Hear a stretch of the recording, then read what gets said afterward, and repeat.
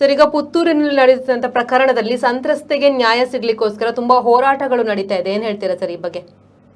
ಖಂಡಿತ ಮೊನ್ನೆ ನಡೆದಿರತಕ್ಕಂತಹ ಪ್ರಕರಣದಲ್ಲಿ ಸಂತ್ರಸ್ತೆಗೆ ನ್ಯಾಯ ದೊರಕಿಸಿ ಕೊಡುವಂತದ್ದು ಸಾಮಾಜಿಕ ಜವಾಬ್ದಾರಿ ಎಲ್ಲರದ್ದು ಕೂಡ. ಆ ಹಿನ್ನೆಲೆಯಲ್ಲಿ ಹೋರಾಟಗಳು ನಡೀತಾ ಇದೆ. ಇವತ್ತು ಆರೋಪಿಯನ್ನ ಬಂಧನ ಮಾಡಬೇಕು ಅನ್ನುವಂತ ಯೋಚನೆ ಅಡಿಯಲ್ಲಿ ನಾವು ಇಲಾಖೆಗೂ ಕೂಡ ಒತ್ತಡವನ್ನ ತರತಕ್ಕಂತ ಮತ್ತು ತಕ್ಷಣ ಬಂಧನ ಮಾಡಬೇಕು ಅನ್ನುವಂತ ಯೋಚನೆ ಅಡಿಯಲ್ಲಿ ಅವರ ಮೇಲೆ ಅವರ ಜೊತೆ ಮಾತುಕತೆಯನ್ನ ಮಾಡಿದ್ದೇವೆ. ಯಾರು ಈ ಅಪರಾಧವನ್ನ ಮಾಡಿದಾರ ಆರೋಪಿಗಳನ್ನ ತಕ್ಷಣ ಬಂಧನ ಮಾಡಬೇಕು ಮತ್ತು ಸಂತ್ರಸ್ತರಿಗೆ ನ್ಯಾಯ ದೊರಕಿಸಿ ಕೊಡಬೇಕು ಅನ್ನುವಂತ ಯೋಚನೆ ಅಡಿಯಲ್ಲಿ ನಾವು ಯಾವತ್ತು ಕೂಡ ಅವರ ಜೊತೆಗೆ ಇದ್ದೇವೆ ಅನ್ನುವಂತ ವಿಚಾರವನ್ನ ಕೂಡ ಈ ಸಂದರ್ಭದಲ್ಲಿ ಉಲ್ಲೇಖ ಮಾಡೋದಕ್ಕೆ ಇಚ್ಛೆ ಪಡ್ತೇನೆ. ಸರ್, ನೀವು ಎರಡು ಕುಟುಂಬದವರ ಜೊತೆ ಮಾತುಕತೆನ ನಡೆಸಿದ್ದೀರಾ? ಯಾರು? ನೀವು ಎರಡು ಕುಟುಂಬದವರ ಜೊತೆ ಮಾತುಕತೆ ನಡೆಸಿದ್ದೀರಾ? ಏನ್ ಹೇಳ್ತಾರೆ ನೋಡಿ, ಆ ಪ್ರಕರಣದಲ್ಲಿ ಆರಂಭದಲ್ಲಿ ಇದರ ಜೊತೆಗೆ ಮಾತುಕತೆಯನ್ನ ಮಾಡಿ ಮುಗಿಸಬೇಕು ಅನ್ನುವಂತ ಯೋಚನೆ ಅಡಿಯಲ್ಲಿ ಈ ಕ್ಷೇತ್ರದ ಶಾಸಕರು ಆರಂಭದಲ್ಲಿ ಕೆಲಸವನ್ನ ಮಾಡಿದ್ದಾರೆ.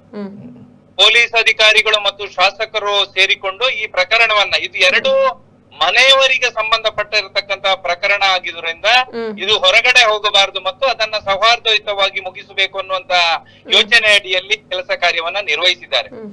ಆದ್ರೆ ಕೊನೆಯ ದಿವಸಗಳಲ್ಲಿ ಆ ಮಾತುಕತೆ ಆಗಿ ಕೊನೆಗೆ ಆ ದಿವಸಗಳು ಹತ್ತಿರ ಬರತಕ್ಕಂತ ಸಂದರ್ಭದಲ್ಲಿ ಯಾವ ಕಾರಣಕ್ಕೋಸ್ಕರ ಇದು ಆಗಿದೆ ಅನ್ನುವಂಥದ್ದು ನಮ್ಮ ಗಮನಕ್ಕೆ ಬಂದಿಲ್ಲ.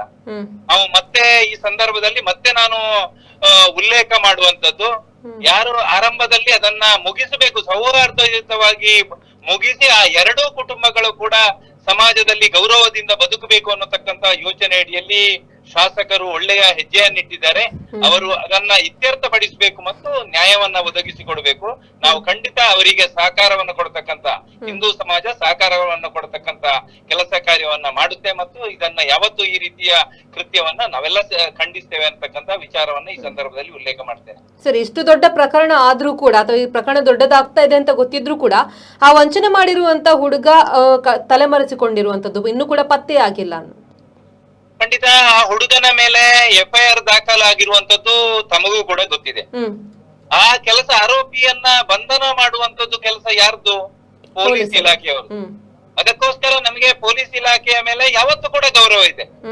ಯಾವ ಸಂದರ್ಭದಲ್ಲಿ ಕೂಡ ಈ ರೀತಿಯ ಘಟನೆಗಳು ಆದಂತ ಸಂದರ್ಭದಲ್ಲಿ ಶಕ್ತಿ ಮೀರಿ ಕೆಲಸವನ್ನ ಮಾಡಿ ಆ ಯಾರನ್ನ ಆರೋಪಿಗಳನ್ನ ಪತ್ತೆ ಹಚ್ಚತಕ್ಕಂತ ನೂರಾರು ಘಟನೆಗಳ ನಮ್ಮ ಕಣ್ಣ ಮುಂದೆ ಇದೆ.